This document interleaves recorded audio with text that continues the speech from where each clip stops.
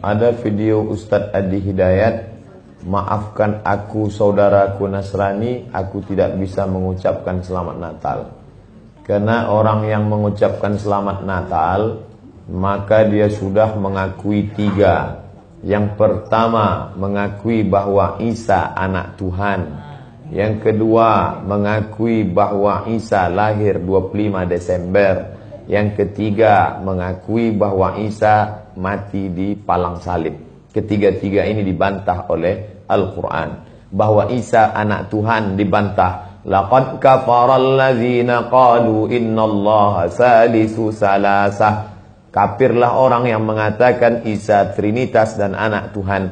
Tentang Nabi Isa lahir tanggal 25 Desember dibantah. Ketika Maryam memegang Isa, tidak ada makanan karena terlahir di tepian kota. Allah memerintahkan menggoncang pangkal batang pohon korma. Tusakit alaiki rutaban jania. Gugur buah korma yang mengkal. Buah korma mengkal ada pada musim panas bulan Juli Agustus. Ketika Isa lahir, kambing-kambing sedang digembalakan di padang rumput. Sedangkan bulan 12 rumput tidak tumbuh karena tertutup salju. Maka 25 Desember bukan hari kelahiran Isa, tapi hari raya merayakan Dewa Mitra, Dewa Matahari, yang diambil oleh Kaisar Konstantin dari Konstantinopel. Lalu kemudian tentang Isa mati di palang salib dibantah Al-Quran. Wa ma qataluhu, mereka tidak membunuhnya. Wa ma salabuhu, mereka tidak menyalibnya. Walakin syubbihalahum, ada orang lain yang diserupakan wajahnya dengan Isa. Dialah Yudas Iskariot, murid Isa yang menjual imannya dengan beberapa keping uang emas. Saya punya kawan Kristen Masehi, tapi dalam masalah hubungan baik, masalah ngasih makanan, masalah beri pakaian, oke. Tapi kalau sudah terkait dengan akidah, wala ana abidu ma'abadtum wala antum abiduna ma'abud lakum dinukum waliyadin.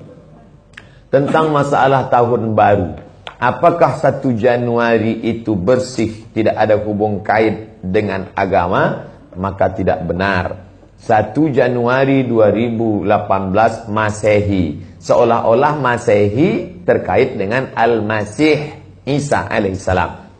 Itu kalender dibuat oleh Kaisar Julian dari Romawi kuno. Kaisar Julian membuat kalender, maka dibuat nama dia Kaisar Julian, maka disebut Julian kalender. Lalu kemudian Julian kalender dibawa ke Vatikan, dirobah oleh Kaisar Raja Pendeta Paus Vatikan bernama Paus Gregorius.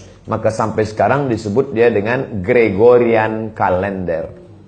Lalu kemudian ketika terbentuk PBB, United Nation, Persatuan Bangsa-Bangsa, bingung mau pakai kalender apa? Di dunia banyak sekali kalender. Maka diseragamkanlah, dipakailah Gregorian kalender. Yang sebelumnya kita kerajaan Pasundan, kerajaan Demak, kerajaan Riau, Sripura itu pakai kalender Hijriah. Termasuk Yogyakarta pakai kalender Saka, karena Sultan Agung Jawa mengkawinkan antara kalender Jawa dengan kalender Hijriah.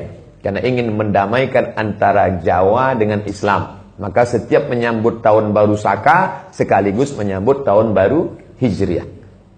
Kalender Masehi muncul belakangan, tidak tepat penisbatannya kepada Al-Masih karena Isa tidak tahu menahu tentang itu. Itu murni diambil oleh Kaisar Gregorius yang diambilnya ke Vatikan menjadi Gregorian kalender. Jadi kita menyatakan tahun baru, betul tahun baru, tapi tahun baru Romawi. Tahun baru Romawi, jangan kaitkan kepada Isa alaihissalam. Dia masih terkait. Adapun tahun baru Jepang, tak ada terkait dengan akidah. Nah ini tahun kalender yang baru. Tidak meyakini bahwa dengan kalender yang baru ini nasib berubah menjadi baru. Siapa yang asap malam itu paling banyak mengepul ke atas, maka rezekinya yang paling murah. Lalu membakar ayam sampai 2000 ekor. Nah, oleh sebab itu saya anjurkan anak-anak muda, remaja-remaja masjid, tanggal 31 malam tanggal 1 setiap masjid semuanya buat kajian, iktikaf, zikir, muhasabah supaya jangan keluyuran ke sana kemari. Hanya 2 saja.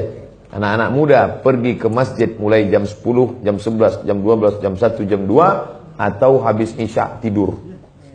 Saya nggak bisa tidur Pak Ustadz. Biasa malam kalau nggak bisa tidur, habis isya makan Antimo 2. Nguap tidur langsung.